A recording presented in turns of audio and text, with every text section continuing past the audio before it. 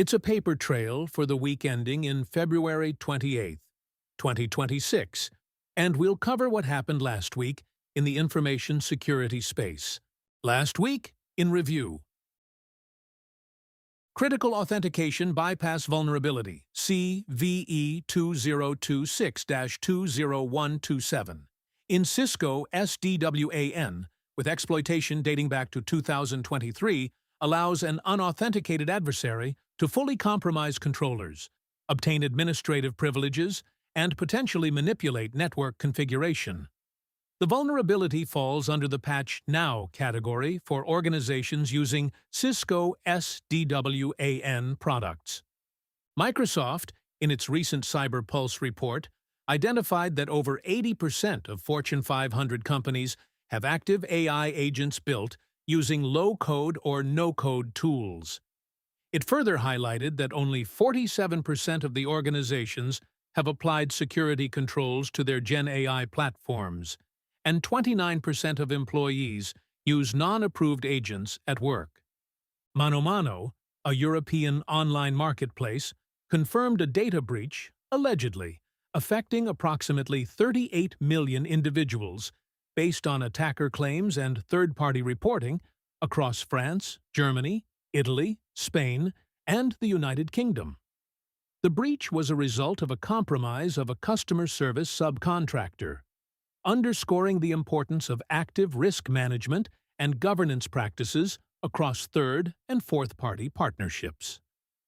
VEIR identified that year-over-year tracked exploits rose by 16.5%, with a significant portion of the increase attributed to AI-generated proof-of-concept code, including non-functional or misleading exploit content. However, it was noted that only 1% of the reported vulnerabilities in 2025 were weaponized in the wild, with some driving outsized impact than others, highlighting the need to adopt risk-based remediation. Pulse. Curator Labs identified a C++ botnet loader for Windows operating system, Eternum C2, that uses smart contracts hosted on the Polygon blockchain to fetch instructions instead of the traditional approach of loading the information from hard-coded IPs and / or domains of centralized command and control infrastructure, requiring a shift in how security operation teams think about prevention. Reversing Labs discovered a malicious NuGet package, stripeapi.net, impersonating Stripe's official .NET library, including the official package's branding and README, and was uploaded by a fake account on February 16th. The package's download count was artificially inflated to make it appear legitimate and instill developer trust in the package. Orca Security disclosed a passive prompt injection vulnerability, Rogue Pilot, in GitHub code spaces that could have allowed attackers to inject malicious Copilot instructions through GitHub issues, potentially leaking GitHub token credentials and enabling repository control. Fix it, Frank. Claude Code, a popular agentic coding platform by Anthropic, was found to allow adversaries to achieve remote code execution and steal API credentials through malicious project configurations when users clone and open untrusted repositories. Claude Code should be upgraded to v 2.0.65 plus or later to address GHSA-P-H6W-F8 2WW-28WW6, affecting versions prior to 1.0.87, CVE-2025-59536, September 2025, affecting versions prior to 1.0.111, October 2025, and CVE 202621.852, affecting versions prior to 2.0.65, January 2026. Broadcom released patches for a high-severity command injection security vulnerability, CVE 2026222719, affecting VMware ARIA operations.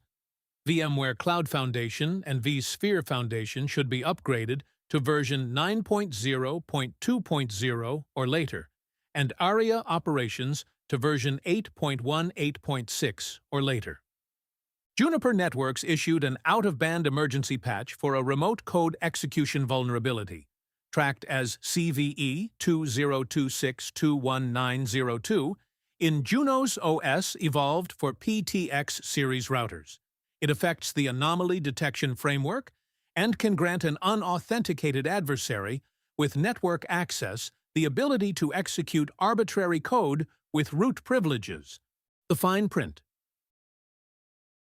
The Marquis Software Solutions versus SonicWall lawsuit alleges gross negligence and misrepresentation that led to a ransomware attack disrupting operations at 74 U.S. financial institutions.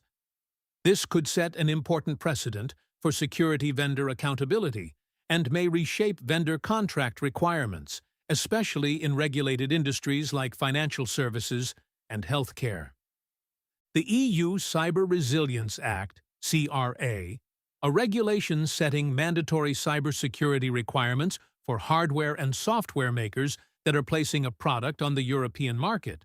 Vulnerability reporting requirements take effect on September 11, 2026, with all obligations going into full effect by December 2027. State-specific comprehensive consumer privacy statutes expand to cover 20 states in the USA, with Kentucky, Rhode Island, and Indiana newly joining the list as of January 1, 2026, while the Federal Trade Commission, FTC, issued a COPPA enforcement policy statement to incentivize responsible age verification practices and signaled a COPPA rule review regarding age verification mechanisms. The bottom line: the widening gap between AI adoption and AI governance, the shift toward blockchain-based C2 infrastructure, and supply chain attacks targeting both vendor partnerships and developer ecosystems all point to an attack surface expanding faster than most organizations can govern it. Meanwhile, shifting legal and regulatory landscape signal that the legal and regulatory consequences of falling behind may have tangible impact on the organizations. Thanks for tuning in to this edition of Paper Trail. If you found this helpful, don't forget to visit hackwithheart.com and subscribe.